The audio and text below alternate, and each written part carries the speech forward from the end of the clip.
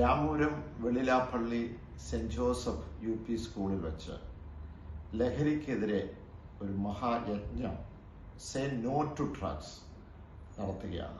ഒരു മാസം നീണ്ടു നിൽക്കുന്ന ഒരു ക്യാമ്പയിനാണ്. ഈ ക്യാമ്പയിനിൽ സ്കൂളിലെ എല്ലാ കുട്ടികളും, അധ്യാപകരും, മാതാപിതാക്കളും എല്ലാവരും കൈകോർത്താണ് ഈ ക്യാമ്പയിൻ നടത്തുന്നത്. നമുക്കറിയാം, നമ്മുടെ സമൂഹത്തിൽ കാർന്നു തിന്നുകൊണ്ടിരിക്കുന്ന വലിയൊരു വിപത്തായി ലഹരി മരുന്ന് മാറിക്കൊണ്ടിരിക്കുന്നു.